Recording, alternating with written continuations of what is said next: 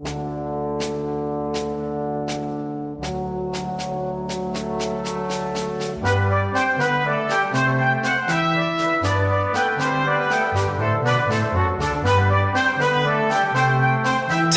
from the Rails. Discovering the Stockton and Darlington Railway. The railway that got the world on track. Hello and welcome to our 6th Tales from the Rails, our monthly podcast on the Stockton and Darlington Railway, the railway that got the world on track. My name is Caroline Hardy. I'm an archaeologist and heritage consultant, and I'm the editor and a trustee for the charity the Friends of the S&DR. And this month there is no Archie. Poor Archie has gone down with COVID, and he's kindly decided to keep it to himself. So stepping up to the plate is Niall Hammond. Hello, Niall. It's not your first time on the podcast, but introduce yourself anyway. Hello, Caroline. Yes, I'm an archaeologist and heritage consultant as well, and I'm also your husband. But this afternoon, I shall be the chair of the Friends of the Stockton and Darlington Railway. And I should say that Archie, despite being very poorly, has agreed that he would still edit this podcast. So thank you very much, Archie. Over the last 10 years, top people have been preparing for the 200th anniversary of the Stockton and Darlington Railway, and things are now coming to fruition. The excitement as we near 2025 is tangible. We've already seen the opening of a new shed at Locomotion in Shildon, creating Europe's largest undercover collection of railway vehicles. This month, we're looking at the latest visitor attraction to entice people from near and far. That's Hopetown in Darlington. This major visitor attraction is centred on an internationally significant collection of S&DR railway buildings. This podcast will explore these buildings and the new attraction that is the result of £35 million worth of funding. In Stars of the S&DR, we'll also visit George Stephenson. Now, I know you're thinking of the world-renowned engineer George Stephenson, but you'd be wrong. Keep listening to find out more. We'll also be letting you know all about events that are coming down the line and news from the last month. So plug in your headphones and enjoy the ride on the railway that got the world on track. The 27th of September 1825. The day that changed the face of the world. Hopetown in Darlington opened on the 16th of July. Many of you will know this previously as the Head of Steam Museum, or if you're of a certain vintage, North Road Railway Museum. It's now named after where the Kitchen brothers set up their foundry in 1831 in the full and certain knowledge that the railway would be a lucrative source of work. It's also where in the late 1830s, settlement grew, providing homes for the foundry workers. This complex of Stockton and Darlington Railway buildings has had a massive £35 million spent on it over the last few years. An entry to the museum now is free, although special exhibitions will have an entry fee, and the playground, modelled on the Brusselton Incline, will also have an entrance fee. I have to say, this playground looks far too good for children, and I fully intend to have a go all by myself. Assuming they'll let me in without a child, though. Dogs are not allowed in the playground, which is bad news for Cleo. But there is possum news too. Dogs are allowed in the cafe. Yay! Hopetown is located on the live line that runs along the original 1825 route used on the opening day, 27th of September 1825. So if you hop on the train at Shildon and get off at North Road in Darlington, you've just taken the same route as hundreds of people did on the opening day, with George and James Stephenson driving locomotion number 1 and Timothy Hackwood as the guard. Where the railway line crosses North Road in Darlington, it's still carried by a bridge built by the S&DR in 1856. But before that, it was a level crossing and the main area of interaction between road traffic and rail traffic. It was here that the passenger coaches joined the line and where the passenger coaches were parked up overnight. And there was a bit of fighting about that, which the company got to park their coaches in certain places.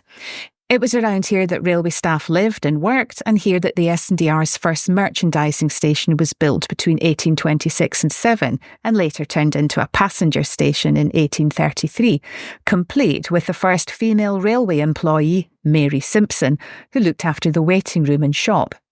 Sadly, that building was demolished in 1864, but we hope to have more news on that structure later. It was also from the Hopetown area that the Darlington branch line, which also opened in 1825, peeled off the main line and headed towards town. Just a little south of here is the Railway Tavern of 1826-7, and a bit further south down Northgate, Edward Pease's house. Street names around here are named after railway pioneers. McNay Street was named in the 1870s after S&DR's engineer and secretary Thomas McNay. Stephenson Street, developed at the same time, was probably named after George Stephenson, but no, not that George Stephenson. We'll get back to that later. This George Stephenson was a senior manager with the S&DR and later the NER until 1873. So at Hopetown, you really are in the heart of historic railway territory. So we thought we would take a closer look at the historic buildings all located in the triangle between the branch line and the main line that make Hopetown today. People arriving by car will park in a newly constructed car park near the Skerne Bridge and walk back towards Hopetown. Our May podcast on bridges took a close look at this bridge, dating originally to 1824-5, so we don't need to look at this in more detail here. The busy road that is North Road now has a nice new pedestrian crossing to help the hordes of visitors get from the car park to the main site safely. The first buildings on the site of Hopetown were not actually built by the S&DR. That was Kitching's Foundry, built in 1831. William and Alfred Kitching moved their iron foundry business to the new site at Hopetown, where the Darlington branch left the main line. William had opened an ironmonger's shop and small foundry in Tubwell Row in the centre of Darlington in 1790 and had won a contract to provide nails for the building of the railway in 1824. In the same year, he became an S&DR shareholder and committee member. The Kitchings were to continue to have a very close working relationship with the S&DR and extended their foundry through the decades until 1863, when they sold up to the North Eastern Railway, who also amalgamated with the S&DR that year. Towards the end of the 19th century, part of Kitching's foundry was demolished to create more space for sidings. There is nothing left of the foundry buildings. Sadly, the last of them was demolished in 1975 when the railway station was restored for the 150th anniversary of the S&DR. The buildings were under the grassy area at the heart of Hopetown, now called Foundry Field. This is a useful communal space, somewhere you can bring a dog, have a picnic, and enjoy various events that will be laid on for visitors. The main welcome building at Hopetown will be the S&DR goods shed, built in 1833. This is a beautiful building with tall radial arched openings facing down North Road and north towards the main line, but until recently hidden from view by self-seeded vegetation and old bits of machinery. The goods shed was designed by the S&DR's chief civil engineer Thomas Story. It replaced the first goods warehouse, also known as the merchandising station, across the road. The single-storey 1833 goods shed went on to be extended first by extending it westwards, then another extension of 1839 to 40 being designed by John Harris, who had taken over as the S&DR's chief engineer in 1836. This had added a new north range to the building and so doubled it in size. The goods shed was approached from the south for road traffic collecting goods in transit from the building. This is difficult to visualise today because of the changes in ground levels between the south side of the goods shed and North Road. Indeed, there are now a huge flight of steps and a ramp leading from North Road to the entrance, an approach that would have been challenging to negotiate with horse and cart in the 1830s. It helps to understand that North Road was at a higher level before 1856 and McNay Street didn't exist, and so the approach was a relatively simple incline into the goods shed yard via gates and a watchman's cabin in the corner. On the other side of the goods shed, 4 sets of sidings left the main line to the north and approached the bays into the building from where goods were unloaded from wagons ready for collection. The bays alternated between taller wagon bays and either shorter pedestrian or window bays. These sidings are now reflected in the landscaping with differential sets in the ground marking the routes of the sidings. The windows are now reglazed with attractive black glazing bars. Prior to the current Hopetown project, the building was used by the Darlington Railway Preservation Society, who have now been relocated to the 1861 shed further up the line. We'll hear a bit more from them later on. The goods shed now contains a welcome area, a cafe, loos and a gift shop. The building has not been over-restored. That means the different phases of construction are still in evidence and scarring on the walls. The clock tower once again displays clocks on all faces. This is more significant than at first it might seem. The original clock was the company's principal clock that others could use to ensure that they were ready for timetabled services and which would inform the correct time for the growing number of clocks owned by the company. Time was soon to be standardised throughout the country because of railway travel. Inside the goods shed, there are now 3 clocks set for London time, Bristol time and Darlington time, a lovely way to show what life was like before the railways created a need for standardisation of time across the country. The clock bell has not been restored. In 1838, William Kitching was instructed to make a bell as large as possible for the clock tower, but it has long since been lost. You can see why the Kitchings were keen to work closely with the S&DR. They got quite a lot of work out of it, and they were also Quakers, like many of the key players, and they favoured giving work to fellow friends, members of the Quakers, rather than others. Inside, you're now welcomed by the clickety-clack of the old-fashioned departures board, revealing various railway scenes and people. I hadn't actually realised I missed this sound until I went inside. There's a stunning sculpture of a chaldron wagon having coal poured into it, and when you're in the shop, look up and admire the clever lighting. You'll love it and want the same at home. The cafe looks like a civilised place to meet up and have informal small meetings. A large hologram display runs along one wall of the cafe. Outside, where the sidings that ran into the goods shed are marked out in differently coloured sets, and there's more cafe seating out there and a large area suitable for outdoor entertainment and events. One of the big improvements made is that the goods agents' offices of 1840 on McNay Street are now visually reconnected with the goods shed. Previously, vegetation and fencing divided the two, and their relationship was all a bit lost.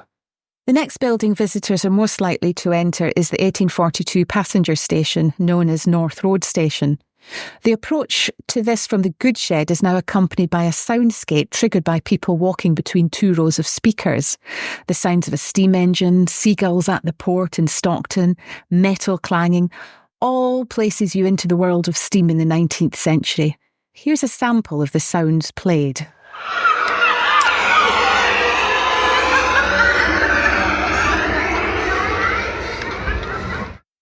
The 1842 passenger station was built when the old converted merchandising station across the road was no longer considered good enough to function as a passenger station, which it had been doing since 1833. Negotiations had taken place with the emerging Great North of England Railway in the hope that both railway companies might agree a location for a joint station worthy of Darlington. However, negotiations broke down over the siting of this station, and so Darlington ended up with 2 railway stations, one at Banktop for the GNER and one adjacent to the goods shed and the main line for the S&DR. This will certainly confuse visitors to Darlington in 2025 when they alight the train on the East Coast Main Line and wonder where all the S&DR buildings are. It's quite a long walk to North Road Station from Banktop, or another train ride, which incidentally would take you over the Skerne Bridge. That would be worth waving your top hat for. John Harris, the S&DR's resident engineer from 1836 to 1847, was instructed to design this new passenger station, and contracts were let in September 1841 for its construction, completion probably being around April 1842. The new passenger station was approached along what later, in the 1870s, became known as McNay Street. It consisted of a spacious train shed roofed with timber queen post trusses and fronted with a single-storey, plain classical Italianate facade built of sandstone rubble and covered by render. The central part had a portico and the end bays were slightly set back. Staff offices and accommodation were located separately at the West End. In 1857, the S&DR had one of the black and white ceramic plaques fixed to this end of the building. This confirms that this part was still in residential use at this time, because these plaques were only used to label groups of residential buildings. We can guess the layout of these residential buildings based on the surviving porter's cellars below, which seem to preserve the original room layout from above. I climbed into these spooky cellars in 2014, and it was so interesting to see old cupboards and a chimney breast showing where a fire once warmed the night porters, and the original multi-pane sash windows that allowed a little light from above. The cellars are also the location of the building's well-known ghost story.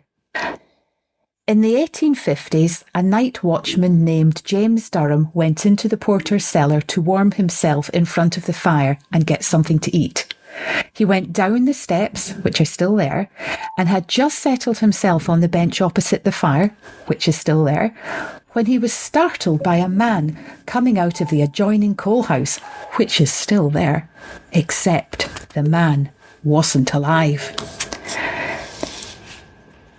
This young, but dead man was subsequently thought to be the ghost of Thomas Munro Winter and his dog. Winter, a former ticket clerk, had committed suicide 5 years earlier in 1845, and while awaiting carriage to the mortuary, his body had been laid out in the porter's cellar. I have no idea what his dog was doing there, nor why his poor dog should end up being a ghost too, but that's ghost stories for you, full of the unexplained. So, back to ground level. The men's outdoor urinals were located on the other east end of the platform. A whiffy spot best avoided, I should imagine. Initially, there may have been no facilities for the ladies. Perhaps ladies were meant to stay at home in the kitchen. Careful now. The station was altered on many occasions, lengthening both the station buildings, bringing toilets indoors, creating waiting rooms for ladies, experimenting with separate entrances for separate classes, increasing the number and length of platforms, and most noticeably the construction of an upper storey in 1876. This was to accommodate new telegraph equipment. And a 3-road carriage shed was built onto the rear of the station in 1860 to 1861. This additional shed is still used by the Bishop Auckland branch line. In 1890, the station was renovated to try to make it more attractive to passengers. Another through line was created and the present wooden footbridge built in 1893 added. In 1897, a waiting room was added to the island platform, and possibly about the same time a timber bookstall was also added there. Other internal alterations were made to offices, toilets and parcel rooms as part of ongoing adaptations accommodating passenger demands and changing technology. Further customer-orientated alterations were made in 1920. A waiting room was installed in place of the station master's office, and ticket barriers were installed at the island platform end of the footbridge. The building is therefore much altered, but it doesn't look it. That's because successive architects and engineers have respected the original design of the building, and so it looks like one phase instead of the several that it actually is. The investment in Bank Top Station in 1887 was always going to divert traffic from North Road, but the station managed to hold its own for a time. That time was running out. The North Eastern Railway became part of London and North Eastern Railway, LNER, in 1922, and rumours were circulating about a possible closure in 1930. Alterations were now about saving money, and as the government decided to implement the recommendations in Beeching's report in the 1960s, traffic through the station reduced as lines closed. In 1964, it was closed to passengers with complete closure the following year. Decay rapidly set in, hastened by vandalism. The historical importance of the station was recognised by a number of local people, the Borough Council, museum and tourist board staff, who, witnessing neglect over the last 10 years, grouped together to rescue the station and create a museum, and rescue its associated goods shed and carriage works, all in the nick of time before 1975 and the 150th year commemorations of the opening of the S&DR. A few alterations had to be made, including the erection of a dividing wall between the main train shed, which would now be the Railway Museum, and the live line. The ends of the train shed were closed and the platform arrangements reversed to what they were in 1864. But if it hadn't been for the vision of the station's rescuers, the station might no longer exist, although some of the alterations were potentially damaging to the fabric by introducing modern materials. Some of the restoration work to the buildings at Hopetown reverses some of these alterations from 1975, so the ends of the station are now glazed so there is a better understanding of the building being a place where traffic and people pass from one end through to the other. Also, glass windows are being inserted into the wall at the back so that visitors to the museum can also see the live line in action. The new museum is much more interactive than the old one. There are the talking heads of George Stephenson and Edward Pease discussing the use of locomotives. Dobbin's painting of the opening of the S&DR has been brought to life with animation. There's a replica locomotion number 1 that can be clambered over with buttons to press that make a variety of railway noises, like this. The newspaper and bookshop now has a resident shopkeeper who springs into virtual life when you walk past his kiosks. The black box is located here too. Inside you'll be immersed into the opening day and experience how the railway developed across the world. The experience will certainly move you in more ways than one. There's a charge to enter the black box of £7, but you've got time to save up though because it isn't actually going to open until September. Throughout the platforms, there are places to stop and interact with social media, scan QR codes, have your photo taken with digital backdrops, or the old-fashioned cut-out figures with holes to pop your head through. Inside, Edward Peasy's town carriage is pride of place, along with the locomotive Derwent, designed by Timothy Hackworth and built at Kitching's foundry in 1845. Opposite the 1842 passenger station is the S&DR carriage works on Hopetown Lane. Previously it was home to the A1 Trust and NELPEG, the North East Locomotion Preservation Group, but it's now part of the wider Hopetown offer. The S&DR built the Hopetown carriage works in 1853 to the designs of Joseph Sparks, a local Quaker architect who was also responsible for the Darlington Mechanics Institution and the 1856 extension to North Road Station. Contracts were let in May, with the stipulation that work would be under the supervision of the engineer and secretary, Thomas McNay, with the immediate care of Joseph Sparks as architect. The works were built for the repair and then later for the construction of railway passenger carriages. The new building was to be located on the Darlington branch line, which would be used to take carriages into and out of the building. It initially employed a small workforce of 11, and at its peak employed 310 men. The North Range was intended for joiners and a smithy, while the South Range was a paint shop. After assembly or repair, each carriage being made at the carriage works was rolled down one of the two tracks which ran the full length of the building until it was standing on the hand-operated turntable, which was connected to a short line laid at 90 degrees to the running line. This led out through the only carriage arch, which was located in the centre of the east elevation. Once outside, the carriage was turned again so that it could be removed from the site by means of the siding which lay parallel with the east wall. This whole procedure was laborious and inefficient, as it was only possible to move one vehicle at a time. The lack of forethought in the design meant that the turntables were rendered useless when carriages began to appear, first with 6 wheels and then with separate bogies. As well as being too long for the turntables, they became too heavy to manoeuvre by hand. The carriage works closed in 1886, transferring most manufacturing and repair to York. Thereafter, the building was adapted for a variety of purposes, including warehousing, car maintenance works, before finally returning to heritage railway use in recent years. Although the new carriage works were built by the S&DR and the carriages and wagons made there were in-house products to company patterns, the products were often intended for other railways too. There are only a few of these Hopetown-made carriages or coaches surviving. One item survives in preservation, the so-called Fawcett coach, now based at Shildon. This was built in 1867, so after the S&DR was amalgamated with the North East Railway, but when there was still local control over S&DR matters. There's another partial survivor from the carriage works, but not at Hopetown. Chris Lawson of Nelpeg owns the ex-NER Officers' Inspection Saloon number 1661, better known these days as the Old Gentleman's Saloon from the original 1970 Railway Children film.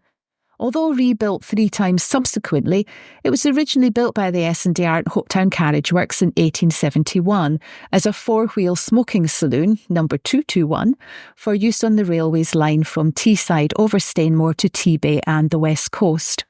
While therefore it shows no external traces of its original construction, it remains an original Hopetown Carriage Works vehicle at heart and is still in operational use on the Keighley and Worth Valley Railway on its vintage train weekends in the summer and other special occasions. It'd be lovely if it could make a return visit during 2025. As part of the works to create the new visitor attraction, an artwork has been placed outside the carriage works on Foundry Green. This is inspired by the turntable that once sat there. This turntable-shaped ironwork has tracks cast into it and the names of various railway professions. The building now has 2 separate functions in the 2 separate spaces, once used for joiners and a smith and a paint shop. One end is now a display area where special exhibitions will be housed, and they might have an entrance fee. This space will also be available for large gatherings such as conferences or celebratory events. The other end is for the archives that used to be held in the Kenhill Study Centre, along with research stations to work at. The 2 heritage railway bodies that were located in here before the works to Hopetown started have now been relocated. The A1 Steam Locomotive Trust is now at the north end of the site in a new locomotive works building called Darlington Locomotive Works. A visit to Hopetown now means you can cross the live railway line via a new footbridge, and this will take you to a high-level viewing platform, and nowhere else, I should point out, not even into the building. And from here you can watch the A1 Trust build modern steam locomotives on the days that Hopetown is open. The A1 Trust had previously built Tornado and are currently building Britain's most powerful steam locomotive, the Prince of Wales. You can find out more and donate to their projects. Just enter A1 Steam Locomotive Trust into your search engine. Here is Janet Precious from the A1 Trust, who I met up with at Hopetown on a sunny sneak preview day earlier this month.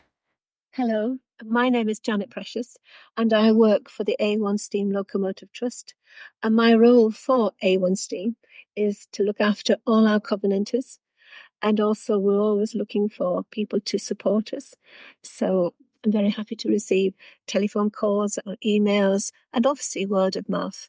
I worked initially over in the carriage works for approximately 6 to 9 months before we went to our new building, DLW, the Darlington Locomotive Works, on 9 Bonnieley Way.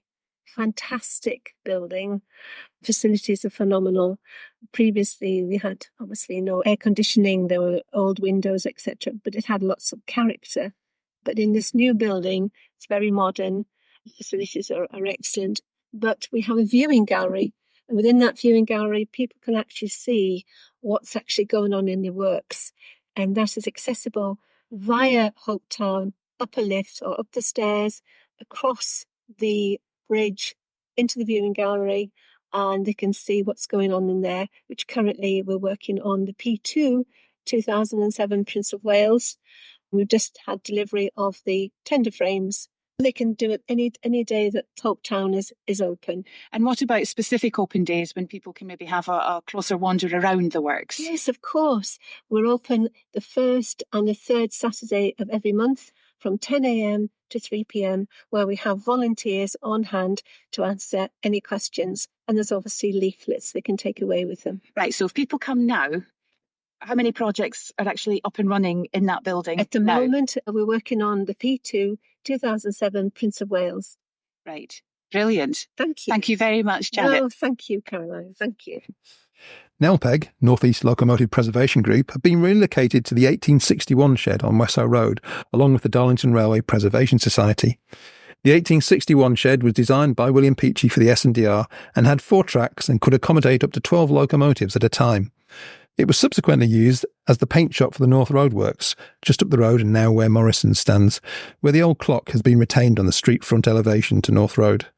In 1908, the engine shed was the scene of a fatal accident when a runaway train smashed a pilot engine into the building, which was then being used as a paint shop.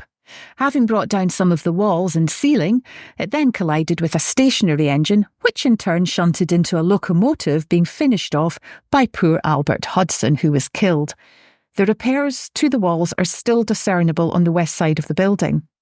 Here is Richard Snowden from DRPS. Again, I chatted to him at Hopetown when we were having a look round before it opened. Hello, I'm Richard Snowden with the Darlington Railway Preservation Society. Hello, Richard. Now, Darlington Railway Preservation Society have been moved from the 1833 goods shed, which is now the Welcome Building, and you're now located in the 1861 engine shed. How are you liking your new accommodation? Oh, it's completely different. It's a nicer space. It's clean. It's tidy. It's somewhere that we've got more room to carry out restoration and overall the floor goes. We're in a better location as well for people coming to see us. Literally straight in off the road, you're into the yard outside the 1861 shed, and then you're in through the entranceway, and that's where we are based out of there. Right, so there's no direct access from Hopetown, the new visitor attraction, to the engine shed. People will have to walk out onto the street and then up Wessow Road? Yeah, so you'll have to come up Wessow Road, past McDonald's, and then just follow the wall up the left-hand side, and then you come to a big set of green gates, come in through the gates, and the entranceway is on the right-hand side there. And what sort of things can people watch when they come to visit? It all depends what we're on with at the time, to be honest. We could be outside in the yard doing track work. We could be in the shed itself. carrying out overhauls on engines. We're currently doing cosmetic overhaul on Derwent 2, which came from Wessel Works. That was their diesel shunter. We're also carrying out a retube on the Peckett steam loco that we have, Northern Gas Board number 1. That used to work in Valley Street at the gasworks. So there's a range of stuff that people can come and see. There's complete locos. It's all mainly Downton's railway history. Locos that have worked in Downton, built in Downton. We've got our history on the wall, and there's all sorts of people to come and see. That sounds wonderful. Are there any particular days they should come, or are you open all the time, 7 days a week? Or we're mainly open on a Tuesday evening, which is when we do our work, but we're hoping to start opening the same as A1 Steam Trust and NLP, the first and the third Saturday of each month. Right, first and third Saturday of each month. Yeah, right. So that we're all open at the same time, so that people aren't coming for that weekend for a certain group and then another weekend for someone else. If we're all open at the same time, it gives people more chance to go and see everyone and see what's going on in one day instead of coming back various weekends. Yeah, so it's going to be a really busy, action-packed day if people come on that Saturday, isn't it? Because they can spend it at Hopetown, go over the bridge, view the A1 Trust, and then walk up the road and see what you're up to. Yeah, hopefully. Oh, brilliant. Thank you very much, Richard. No problem, thank you. There'll be live steam events again starting in Easter 2025, so trains will travel to the shed from the main Hopetown site, but there won't be an option to get off the train and visit the 1861 shed that way. I think the access issues here will simply put more people off visiting the building, sadly. There are a couple of other railway buildings around the site, but these are not currently part of the Hopetown offer. For example, the goods agent's offices on McNace Street takes the form of a small, classically detailed stone-built house of the period and was constructed in 1840. It might be the work of John Harris, responsible for designing the company's buildings until 1844. The office is of 2 stories and its principal elevation faces away from McNace Street towards the goods station, now the Welcome Building, because the staff located here were paid to oversee the goods station opposite. Internally, the stone staircase provided a robust surface that the workers' wooden clogs and hobnailed boots could clatter over without damage to the fabric. Windows at the top of the stair provided views along McNace Street, and a cleverly shaped window ledge allows officers to lean out a little with a better view, possibly unencumbered by any overhanging belly should that be an issue. The 2 buildings, the goods agent's offices and the goods station, are therefore functionally and visually part of the process of managing the transportation of goods to and from Darlington. So do take a moment to admire it as you approach the goods shed. Between this building and the carriage works is what is known as the lime cells. This is a depot built in the 1840s where lime was delivered from Shildon and Midrich area by train along the main line and down the Darlington branch line. This depot was located on a siding off the branch line which continued down to the terminus at Cockerbeck. Lime had several important uses. When the S&DR first opened, it was mainly used for agricultural purposes. However, it was essential in the building trade, and as more houses and railway buildings were constructed in the area, more lime was needed. It was also used in various industrial processes, such as removing ammonia from gas, and it was used in foundries to remove impurities from the iron ore, the nearest being Kitchings, of course, from 1831. Although I expect they probably had their lime brought straight into their foundry rather than via a lime depot down the road. Prior to this building being constructed, lime was delivered to the S&DR's depot at the terminus of the Darlington branch line, and indeed all other depots, often mistakenly called coal depots, but they actually dealt with all retail freight such as coal, lime, stone, gravel and even manure. The lime cells are a 2-storey building made of brick with sandstone detailing, but later timber shuttering makes this difficult to appreciate. Both gable ends have brick arches, but only the one on the northwest end, nearest the carriage works, was ever an open one. So wagons were shunted into the building on a rail spur through this northwest arch at first floor level, and lime emptied into the 4 cells below by lime attendants who operated the bottom opening wagons from platforms on either side of the rail track. And then the wagons exited the building the same way they came in. At first floor level, the building may have originally been designed to be open to the street, but was quickly fitted with louvers between cast iron columns, ensuring good ventilation, but also as an effective safety barrier, stopping the lime attendants falling out into the street. It's not clear if the ground floor cells had doors or gates originally, but a yard area at the front, consisting of a cobbled surface, allowed carts to be manoeuvred when they came to collect lime from the building. Fittings internally suggest that hoists may have been used to help load carts with sacks of lime.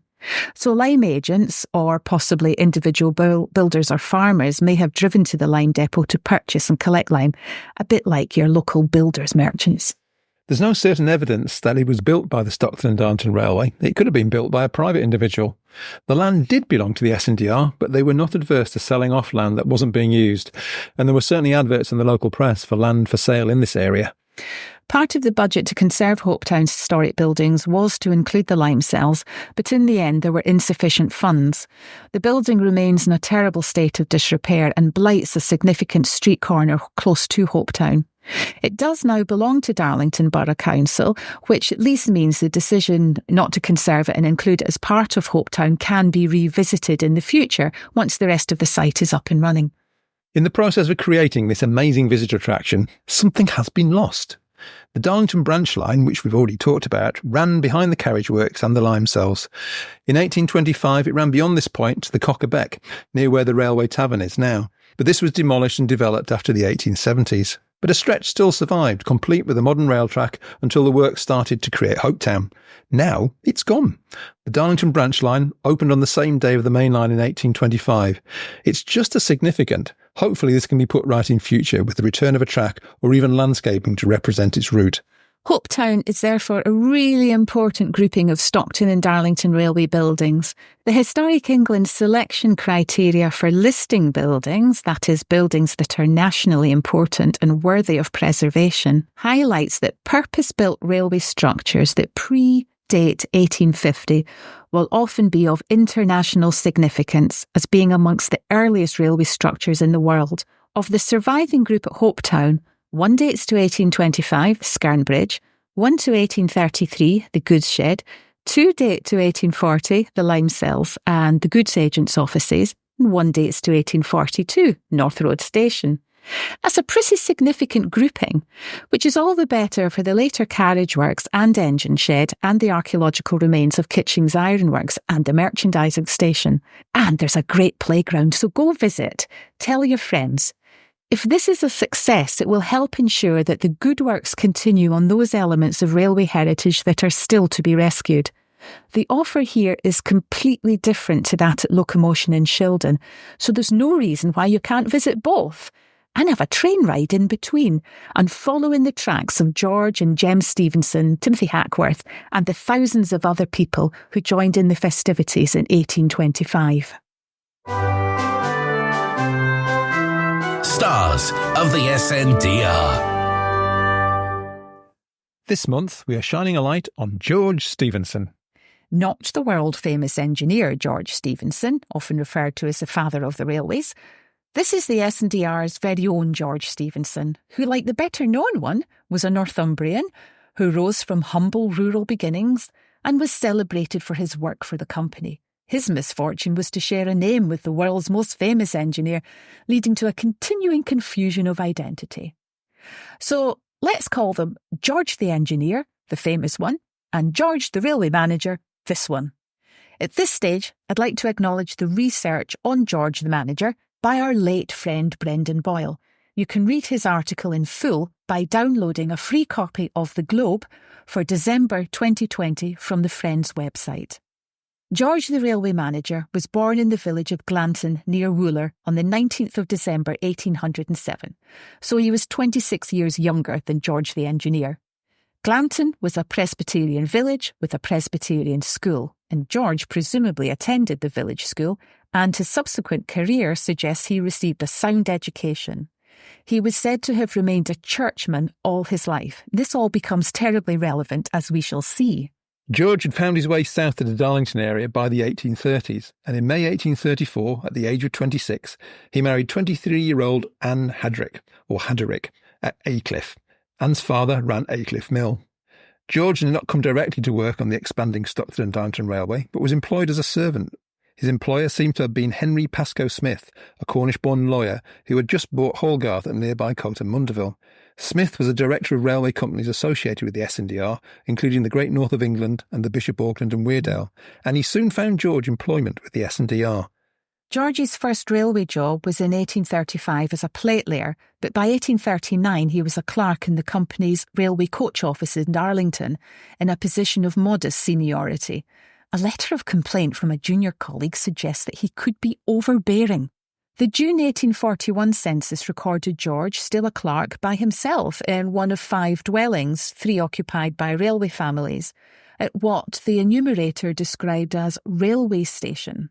At that date, it is likely that this was the former merchandising station built 1826-7, but subsequently converted into railway workers' accommodation and passenger station in 1833.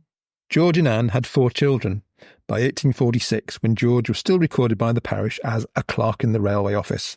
By March 1847, however, a directory was describing him as superintendent for the railway, and the family's home was now said to be Railway Cottage, a large detached property in its own grounds just north of the railway on North Road, so his post was clearly regarded as a senior managerial one.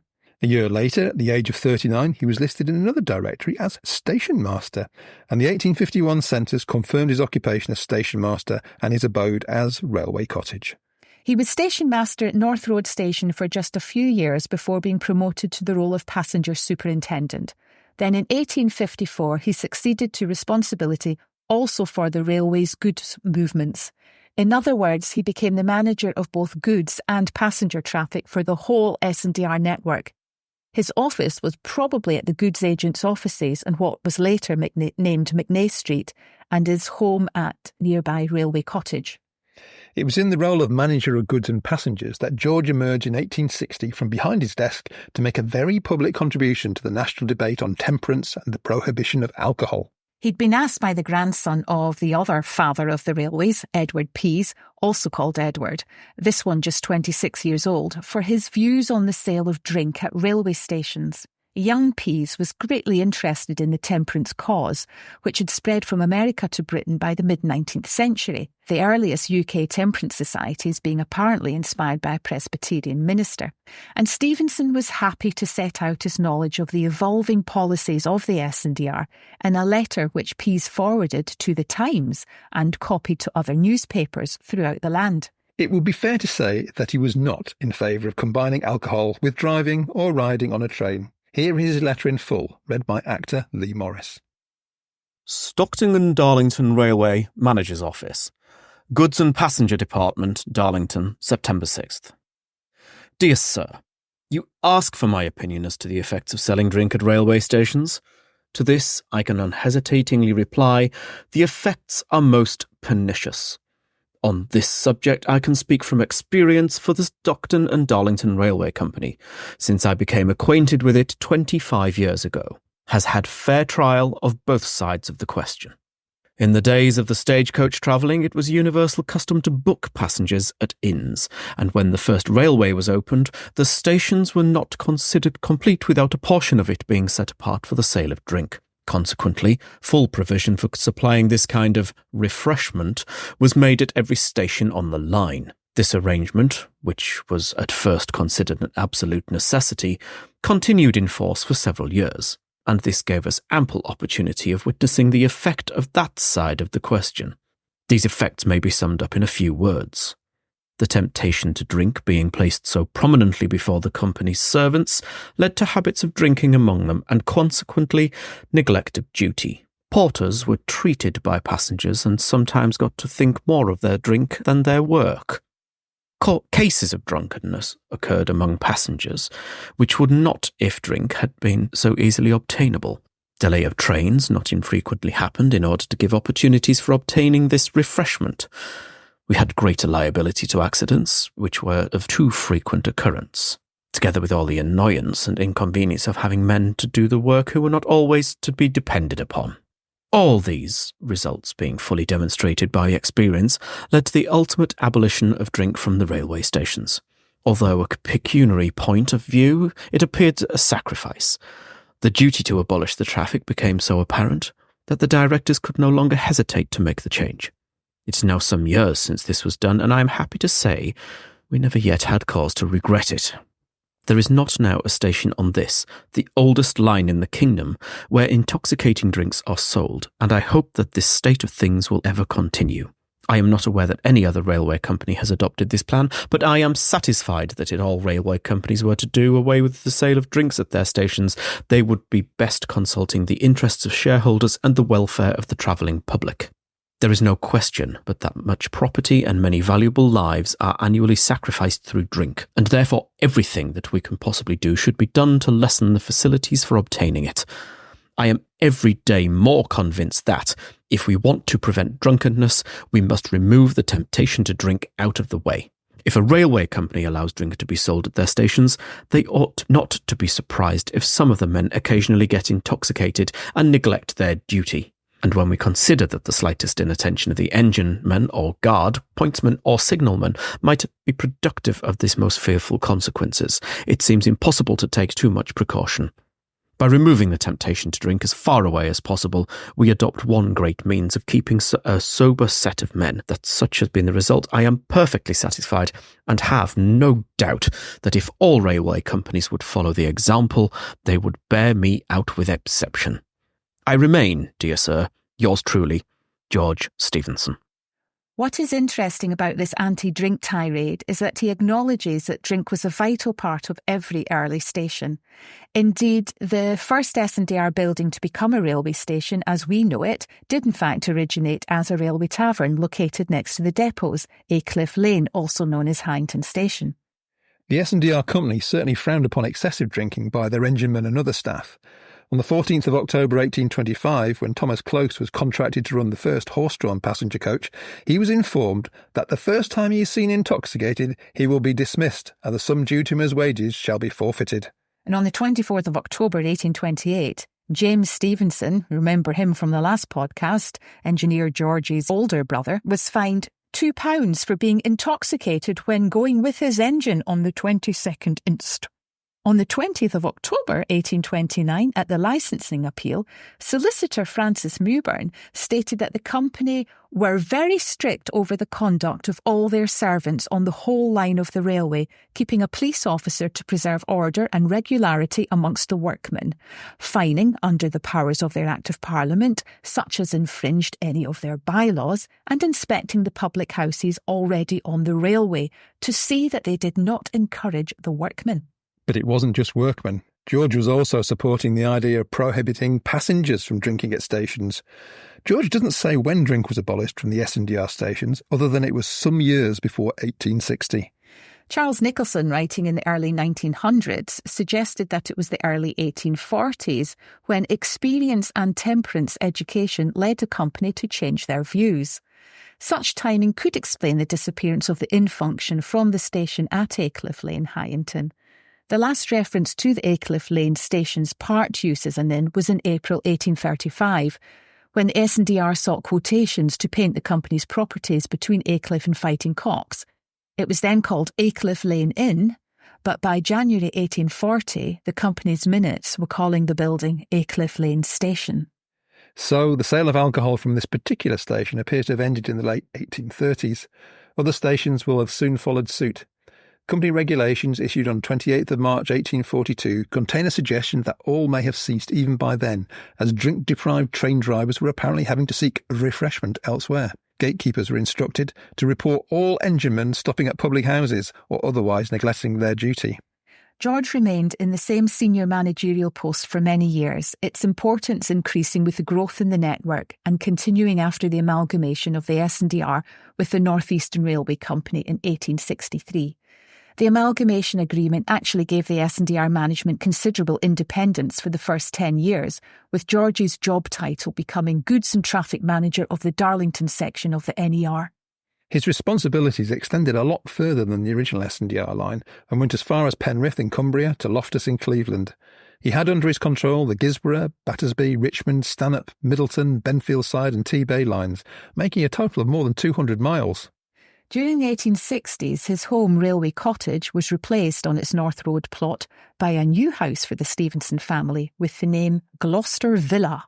George continued to cite this as his place of abode for Darlington elections until 1879, even though sometime between spring 1871 and the beginning of 1873, he and his family moved to Castle Hill in rural Middleton One Row. He appears to have retained the tenancy of the villa, not only for voting eligibility, but as a home for his youngest son, John Hadrick. Although Gloucester Villa in Darlington has now been demolished, one of its gateposts still survives on Bonamy Way. You'll see the word house on one side and villa on the other, evidence of a possible name change or upgrade. Move to the countryside may have been prompted by a desire for cleaner air. By the early 1870s, he had not only worked but lived alongside the increasingly smoky and dirty railway for 3 decades. His health was certainly poor by the summer of 1878, as the Northern Echo reported that he had been taken suddenly ill for a few days with dangerous symptoms. He recovered sufficiently to resume working and was a regular commuter from Fighting Cock Station. Notwithstanding his illness, he clearly had no intention of retiring from the railway. But his illness caught up with him eventually, and after lingering for 7 months, he died on the 11th of November 1881, aged 73. The Darlington and Stockton Times recorded that, for a long time, the deceased gentleman had been suffering from chest infection, asthma, and a complication of diseases which incapacitated him from taking that active part in the duties of the world to which he had, during a long life, been accustomed. The Northern Echo appears to be referring to lung disease. The newspapers carried fulsome reports of George's life story, his death and his funeral, a huge one even by Victorian standards. He was clearly well known and no ordinary railwayman, even in a town dominated by that industry.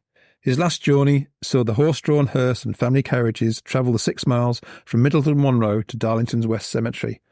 As it passed St John's Church on the east side of town, it was joined by many gentlemen, together with a large number of carriages. The eulogies described him as the oldest railway manager in the world, with nearly half a century of experience of railways, and the last of the officials connected with the famous line in its early years. The birth, growth and development of the railway into its present gigantic proportions, all coming within the compass of his lengthy life. As for his character, although with his ready tongue he could strike hard and sure, it was without personal animus, and to the humblest and highest he was always the same. He never passed a railwayman without a pleasant, cheery word of recognition or pointed inquiry as to his duties. He rarely overlooked details, especially those affecting the safe and efficient working of the railway. Though never prominent in politics, he was always on the Liberal side at the right time, according to the obituaries. The respect in which he was held was evident in the funeral procession, described as one of the largest ever seen in Darlington. Every grade, from director down to the humblest official, was represented in its sad line. It included most of the leading inhabitants, railway officials, heads of departments and station masters on the different lines under Mr. Stephenson's management. After the superintendents of the railway police came the workmen from the carriage works of the North Eastern Railway, porters and signalmen, engineers, mineral and other railway officials, passengers and goods agents, clerks and other departments, the management office staff at Darlington, the principal officers of the company, district goods managers, superintendents and directors of the railway. An immense mass of spectators had gathered to see the funeral, and as it passed through the streets, a total suspension of traffic and business took place. Most of the tradesmen on the road had closed their shutters. A profound silence prevailed, broken only by the melancholy sounds of the bell in the clock tower. The streets were lined all the way to the outskirts of the town.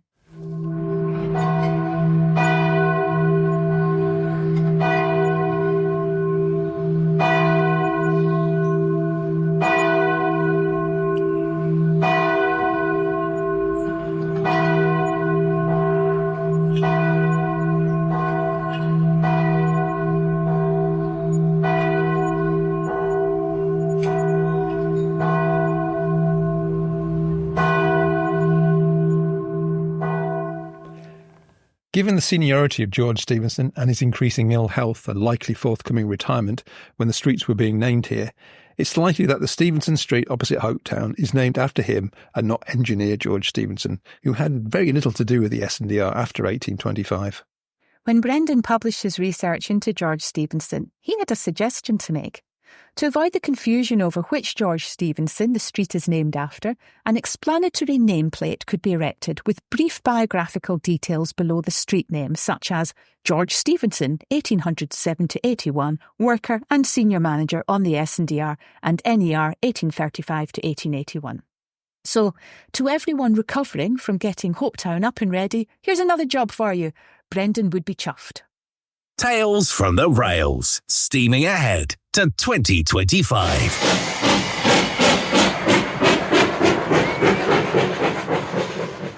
So, what's this month's news? Well, Hopetown in Darlington is now open, but you know that already.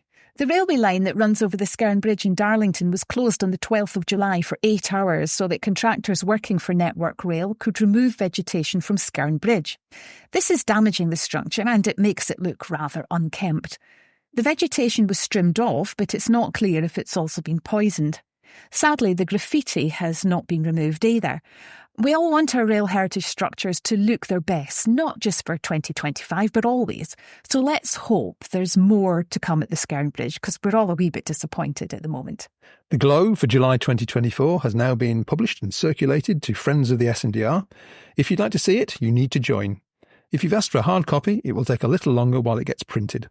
There are articles on Timothy Hackworth's contractor of the S&DR, the S&DR plaques on the Barney Castle branch, another on the Gorness Bridge, a report on excavations at Yarm branch line, and quite a long news section, inevitable as we steam ahead to 2025.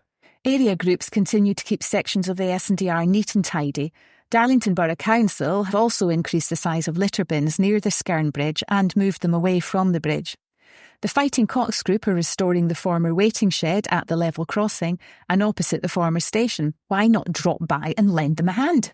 The Friends of the Stockton and Darlington Railway and Middleton St George Parish Council have planned working parties to clear vegetation, debris, litter pitting, etc. and maintain the rights of way. Anyone interested in coming along and helping with any of the above will be welcome. Please wear suitable clothing and footwear. Gloves are advisable.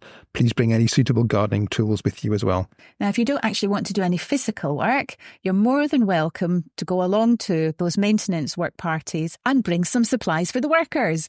Tea, coffee, biscuits, bacon sandwiches, etc. all very welcome. Or just come along and say hello and see what they're up to. The dates for the next working parties are Friday the 9th and 30th of August from 1:30 to 3 in the afternoon and Friday 6th and 20th of September, again from 1:30 to 3 in the afternoon. More progress is being made in installing an S&DR walking and cycling route, mostly in County Durham at the moment. Consultations have also taken place on the design for the new decking that is going in place between the surviving bridge abutments at the Gorness Bridge near St Helens, Auckland.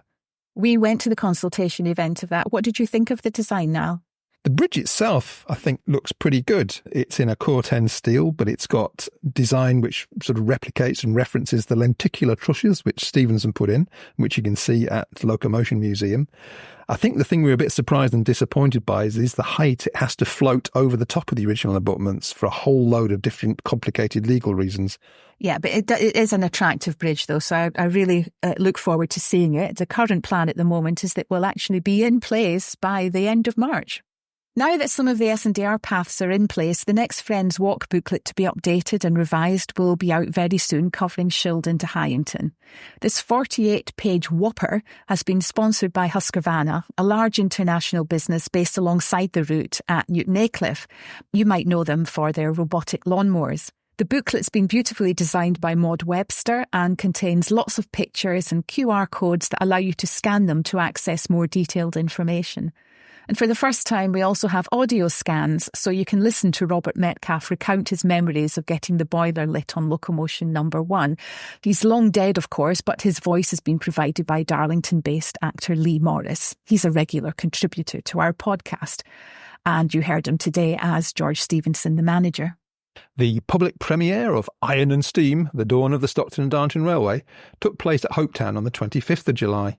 This film was a Lonely Tower film and media production and is supported by Barclays UK, inheritors of the S&DR bankers' backhouses, Stockton Borough Council, Darlington Borough Council and Durham County Council, and a part of the S&DR 200 Festival. If you didn't see it, there may be more chances in the future, and you can follow Lonely Tower Film and Media on Facebook or email them at contact@lonelytower.co.uk. Clearance work has taken place by Network Rail at the site of the 1826-7 merchandising station site in Darlington. This is located on North Road opposite Hopetown. The station itself was demolished in 1864. Most recently, it tends just to get used for fly tipping by what the S&DR would have called evil disposed persons. Now that the area has been cleared, some things are clear. First, ground levels are still quite high in here, which means possibly more clearance work required. But it could also mean that we have significant archaeological deposits here relating to the world's first railway goods station. Second, the internal and external walls of the original station appear to be visible. These internal walls coincide with the position of the large arches you can see in the early images of it. This is very exciting. Hopefully, we can do some interesting investigative archaeological work before too long and organise some attractive landscaping on the site. The Friends are organising a walking festival as part of the S&DR 200 Fringe Festival. Can you help us coordinate it and publicise it? If so, please get in touch. We'll be offering training to anyone likely to lead a guided walk on the S&DR on behalf of the Friends in 2024 and 25. If that's you, again, please do get in touch. There was an unforeseen consequence of the general election. Once it was announced by Rishi Sunak, the Community Grant Fund was closed down. This was the fund that the Friends of the S&DR had spent considerable time putting together a grant application to help us with our Save Hyington Station campaign. With this one decision, we've lost the opportunity for £400,000 worth of funding. So that's the bad news. But there is a little bit of good news in that we've been offered £90,000 from the Rail Heritage Trust. This is a result from a bequest made to the Trust, which they are passing to us. This is super news and a real lifeline. This, combined with the donations made by various individuals and other charities, including the Headley Trust, means that we have exceeded our target in getting match funding. We just need to find another source of the original £400,000 we were asking for from the Community Ownership Fund. Let us know if you can help, and if you know a millionaire who loves trains or history, please do put them in touch. The next clear-up day at Hyington Station Goods Yard is on the 27th of July at 10:30 to 12:15pm. So if you're not listening to this podcast, do turn up there, bring heavy-duty gloves, gardening tools and sturdy boots. Why not go there by train? Still at Hyington, we've been really lucky to benefit from the expertise of Kittiwake Digital. This company normally does the special effects for films, TV and adverts. Think Bridgerton, Marvel, Kingsman, Bond movies, Gentlemen in Moscow and Good Omens. But on July the 13th to the 14th, they abandoned Hollywood and said hello to Hyington. They've laser scanned Hyington Station for us, including a drone survey, so that we will have a full 3D interactive model of the building inside and out. While this gives us the ability to create fly-throughs, recreate Georgian rooms and use it for films in the short term, it has created data that can be turned into detailed floor plans, elevation plans, cross-sections, all the things we'll need to help come up with new proposals and plans for the building and the necessary consents to carry them out. The survey is so detailed we can now look inside the building without actually going there. A huge thank you to our friends Duncan and Jandira for their time and expertise. They did this for us because they want our campaign to save Hyington Station to succeed. You fancy doing a spot of creative writing? Right on Track is an exciting local project directly linked to the bicentenary of the Stockton and Darlington Railway. It's supported by S&DR, Community Grant Scheme and Creative Darlington.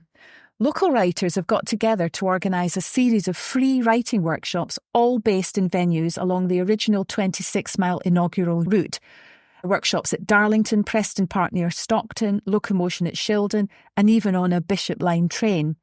There'll be the chance to discover the history along the way by visiting significant sites and using resourcing and artefacts from Darlington local studies and museums. You can also explore your own memories of stations, holiday travelling, commuting, working on the railways, train spotting, any connection at all to trains. In the workshops, we'll be looking at how you might express this history or memories in a poem, a short story, or a piece of life writing. You might not think of yourself as a writer, but everyone has stories to tell about trains and railways, so that's what we're hoping you'll share. You can come to one workshop or all 11, and they're all free. You just need to book your spot. Workshops start at the end of July and will run until September 2024. I'll be running the workshop on Women of the S&DR at the Sunday School building at Locomotion in Shildon on the 15th of August from 11am to 1pm. Get in touch via the Friends website or look out for posts on our Facebook page to find out more. It's the summer holidays now, and there are lots of activities throughout August for children, all to do with the Stockton and Darlington Railway. On Saturday the 3rd of August, the Weardale Book Fair at St Thomas's Church Hall in Stanhope is taking place, where it's a chance to have a look at not just the books, but to meet the authors who wrote them. I'll be there with Little Local's Big Day and other Stockton and Darlington Railway books. So come and meet me and other local authors and grab a coffee and a cake while you're there. On Wednesday the 7th of August, it's Darlington Library Takeover Day in the centre of Darlington.